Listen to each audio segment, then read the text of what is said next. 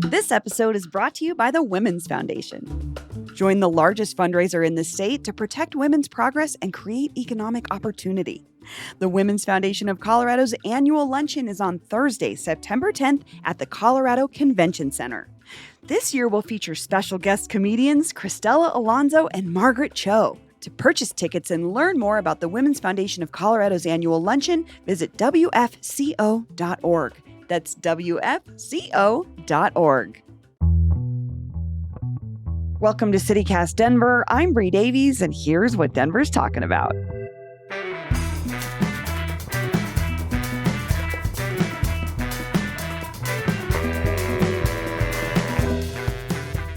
The area known as RiNo is finally on track to get a second grocery store.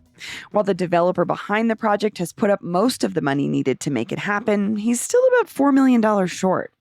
Now, the RiNo Business Improvement District is debating whether it will pony up some of the cash to bring a Sprouts to the old Blue Moon Brewery spot. For more context on the evolution of this formerly industrial and artist-influenced part of town, we're revisiting a conversation I had last year with Daisy Fodness McGowan, who now oversees the RiNo Art District, which split off from the bid late last year. Daisy Fodness McGowan, welcome to CityCast Denver. Thanks so much, Bree. It's great to be here. So you've just taken over the RiNo Art District after a very tumultuous year behind the scenes of politicking in the neighborhood. And I know you've got a big challenge ahead of you. What does that challenge look like for you? Well, right now, it's a beautiful space to be in of learning. We are marking 20 years of the RiNo Art District this month, and it's a great inflection point. You know, I am stepping in.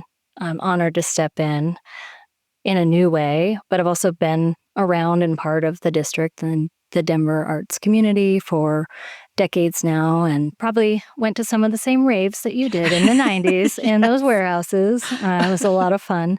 I can't admit that I remember exactly where they were, but that was the whole point, right? I was going to say most of them I think are gone. Probably, but the memories remain. Yeah. But there's been art being made in RiNo Art District for a long time before it had that name. And I think to your question, it's an exciting time. There's a new page being turned with the direction that came out of a tumultuous period. And I think that's how communities work together to collectively decide how to move forward. And I'm excited to be a part of that. Well, let's get into a little bit of the history of the district, and then I think we'll get to the present day a little bit more with what's ahead.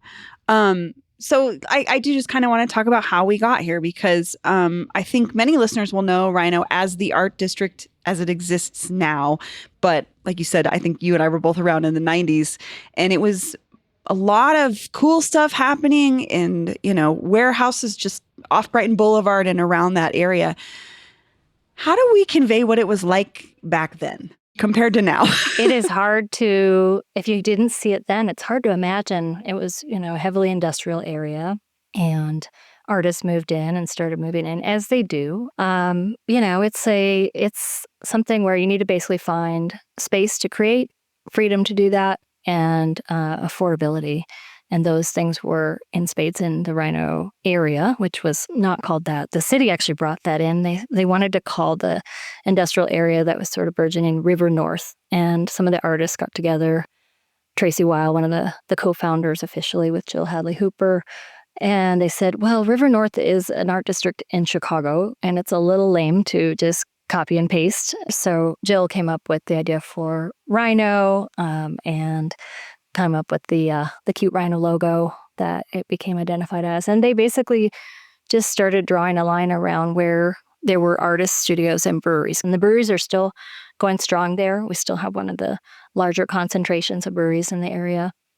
And the artist studios were more challenged as it developed. But yeah, going back to that, you know, along the river there, where the art park is now, was a big industrial zone. Some of the warehouses, you know, were very active, and some were kind of falling into disrepair. And artists came in and brought their creativity. They brought their ingenuity, their resourcefulness, and not all of them, you know, owned those spaces. So there were mixed results when it started developing, that some, you know, were not able to stay because the buildings were owned by others. And then there were many arts-minded building owners that you saw across the whole Denver area. I mean, really, RiNo has never been an island unto itself, although I think some of the early folks living there felt like they were off on an island. It was always connected to that larger art scene in Denver. Yeah, and I think the island part I know well from putting on events there, and particularly working with the folks that lived and worked through Glob, which is still in action today. It is. Rhinoceropolis. But I know I would be telling my sort of like friends I worked with at the mall, like, hey, come to this thing. And they would go, there's nothing there. Or like, I've driven there and it's kind of scary. And it really, I mean, the scary thing I've never understood, it was just desolate, if anything. Yeah. There weren't sidewalks yet. No sidewalks. It was a lot of, like you said, industrial. You know, Bud's warehouse was there forever. It was like scrap yards, junk yards. If you were a raver like us back in the days, you knew that was your playground. And you're like, we just have to uncover the right doorway to get into to unlock the mystery, which was my experience of Rhinoceropolis. You know, my husband took me there on one of our first dates. And it was this labyrinth of, you know, creativity and people kind of rolling out of their bunks. And one of his students was living there. And yeah, it was a special place, and everything that led to it shutting down. And then, you know, the changes there. I think the spirit of that DIY is something that's so important to keep alive in RiNo, and that still really inspires me right now.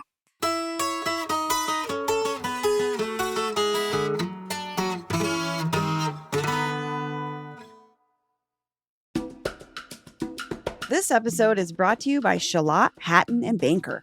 In Denver, looking out for your neighbors is being part of the community. At Shalott, Hatton, and Banker, a Denver-based personal injury law firm, they bring that same mindset to every client they represent.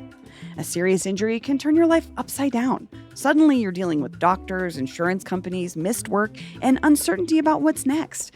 During times like these, having the right legal team can make all the difference. For more than 40 years, Shalott, Hatton, and Banker has represented injured Coloradans with experience, compassion, and personal attention. They prepare every case carefully, taking the time to understand each client's story and remain focused on helping clients recover physically, financially, and emotionally. If you or someone you love has been seriously injured, visit shalottlaw.com. That's CHALAT law.com. Or call 720-792-7322 for a free consultation. This episode is brought to you by Colorado Chinese Medicine University. Check out the second Colorado Acupuncture and Herbal Medicine Expo, free and open to the public, happening Saturday and Sunday, August 29th and 30th from 10 a.m. to 5 p.m. at Sturm Hall on the University of Denver campus. Put on by Colorado Chinese Medicine University and DU's Noble Institute for Healthy Aging. Colorado's 60 and over population is projected to hit 1.5 million by 2030, outnumbering kids in the state for the first time, which is part of why events like this exist. Speakers will cover topics like Parkinson's, diabetes, and cancer, as well as mental health, exercise, movement, lifestyle, and more. Stop by the free acupuncture clinic on site or try community Tai Chi and Qigong in the park before and after the event. There will also be traditional dragon dancing performances on both days and herbal medicine and meditation sessions. The second Colorado Acupuncture and Herbal Medicine Expo is free, but RSVP is highly encouraged. Please visit the link in the show notes for more information. So thinking about that version of the RiNo area and what we know today, and what we know as the Arts District, like, can we talk a little bit more about how that came to be? Because honestly, looking at the area now versus what it looked like then, I mean, I'm not just thinking about the built environment, but like the vibe and everything it's so different. What is the story? I know it's like some artists got together that were already living there. And then what happened? You know what I mean? How did we get there? It's a super common story in art districts. So RiNo is a creative district, a certified creative district in the state, but art districts are something that you find in all 50 states. And they typically start with artist-minded building owners, arts supporters, and artists themselves creatively commanding space. And right now, there's a bunch of artists moving over to Rock Drill, which is an area in RiNo that is, you know, really open for big studio spaces. But as some of the artists said, we're struggling because there's no walls and there, you know, how do we get heat in there? So here we are. We still have some of those spaces in RiNo. But going back to the idea of an art district and the kind of evolution of that, That organic energy is not something that you can manufacture. It is not something that you can capture and sell. It is something very special. But then to see that evolve over time and have the businesses coming in, folks want to come to that district. It was nice, I will say, to get those improvements of the sidewalks and some of the safety features. When I was walking through Reinhardt District around, like, I think 2015, there were so many people there, but they were just in the street with the cars, and it was not accessible if you had any mobility challenges. So some of those improvements are wonderful to see. And then you saw different businesses moving in there, and it changing really rapidly. And I think that rapid pace of change we've seen across all of Denver, much of Denver, and it's disorienting, and it's happening across much of our country and even internationally. Growing up in Seattle, before I came to Colorado in '93, I was in Seattle, and going back, it's unrecognizable. Belltown, which I loved growing up there, was so gritty and organic and full of artists and studios, and now it's just wall-to-wall condos and development and faceless, and it lost its identity, and that is something that is absolutely can be lost, and we have seen lost, I'm sure, in different parts of Denver. So trying to keep those elements in there is really important, and I think Denver just has so much to offer. And living full-time in this city since 2020, and just kind of being a observer, the way artists really are. I see a lot of passionate people that have tried really hard to keep that DIY spark, and some forces that are so fast and so huge that it's hard to keep up and ride that wave. Let's talk about that, because I think that's where the tension is too, a little bit here with the district and then the artists themselves, and the affordability component here. So something equally close to my heart too. I was involved with the DIY community here for a long time. And as I mentioned, Glob and Rhinoceropolis still functions today as Squirm Gallery. The difference with these spaces, though, is people used to be able to live in them as well as create art in them and use them as a performance space. And with this shift of the district growing and the interests of businesses coming in and, wanting to put money into something like a bid or a arts district, that makes things really complicated, I think, because that in turn is part of this conversation about property values going up and things getting really expensive. And it's, as far as I know, the RiNo Art District has not been affordable to artists for at least a decade. And part of it is you can't live off the radar anymore, right? But what do you think about that? The district versus the sort of grittier nature, and the fact that those forces maybe made it unaffordable for the people that made it cool in the first place. I don't know. I don't want to put words in your mouth. That's how I feel about it. Yeah. And I want to make sure I'm not misunderstanding something about the point of the district, which was started by two artists. Yeah, well, it was started by those artists sort of stepping up, but it was started by a lot of artists. It took a whole collective movement, and I talked a bit about that collectivism. Denver's arts community really has been built on co-op galleries, which came out of this whole cooperative model. Is all about non-hierarchical collectivism.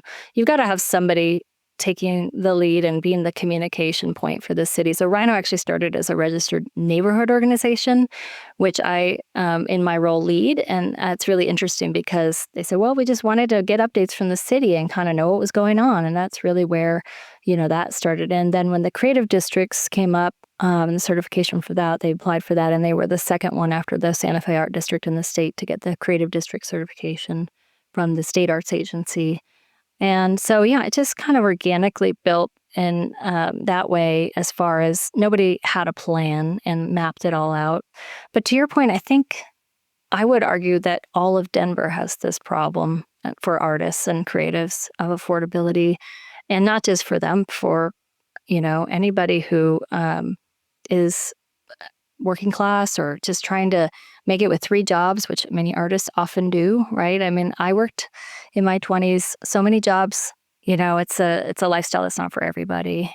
Having said that, I think it's really important to have the makers living in the area. And I would say that's true across all of Denver. And RiNo in many ways, like I mentioned, Belltown in Seattle, it's kind of like it's such a visible change, and the rapid pace of change is a little disorienting. But there are many parts of Denver that are not really affordable for artists. Thinking about safety and requirements. As a mother, the ghost ship fire in the Bay Area was horrific. Like the thought of my children being in those spaces and not being safe. I think all of us in the creative community saw all the sides with Rhinoceros, but like at the end of the day, part of me was like, gosh, I can understand wanting to keep folks safe, even from, there's always people living in their studios or finding itinerant ways to live, or, safety is like a relative thing, but from a city level, being able to say, like, we know this is safe. And the tension there, I think what you're talking about, though, goes beyond to that bigger issue of affordability in Denver overall. And Denver has developed really fast and has become a challenging place for people who are trying to make a creative life work without their own resources. And that's true in every large city, unfortunately. I just want to push back a little bit because you said the whole city's experiencing this and has been for the last, at least in this wave of unaffordability. It's all over. And I know many artists I know don't want to be thought of as anyone separate or that they're better or different than a working class family that needs housing too. But this is an arts district, right? It's labeled itself as an arts district. And if people can't afford to live in the arts district who are artists, and it just feels like it is a little bit of a different problem, Right, because the whole city's not an art district. Yeah. If I had my way, it would be. But yeah, that's what makes RiNo special. I hear you saying that. And I think that's absolutely important to keep at the forefront. And that's what I'm really excited about. And with my new role is to be able to work to make that more of a reality.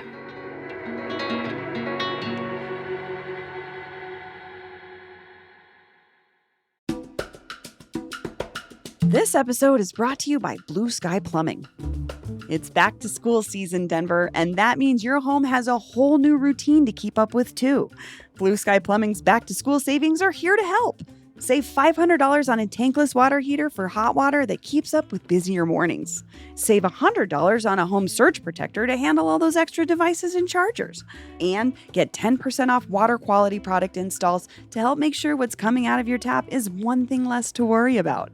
Real savings on the upgrades your home actually needs. Head to blueskyplumbing.com. Blue Sky's got your home covered, Denver. We were talking about Ghost Ship earlier. So Ghost Ship was a warehouse, a similar type of DIY space in the Bay that had pallets for stairs up to the second level, which it caught on fire and folks were trapped in the top. I don't need to relive all the gory details, but 36 folks died.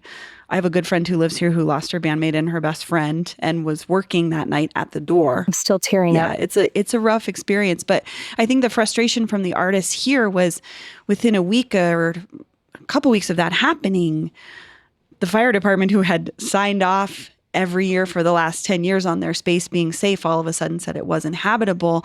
And then we had artists that were homeless. And this was under someone who had led the district two times ago. Yeah. Gave those artists Starbucks gift cards and was kind of like, sorry. And I think that, at least for me, left a bad taste in my mouth because I thought, what is the point of an art district if artists can't come to you when they need real help? Yeah. And I wonder what you see the role is between the relationship between the artist and the art district.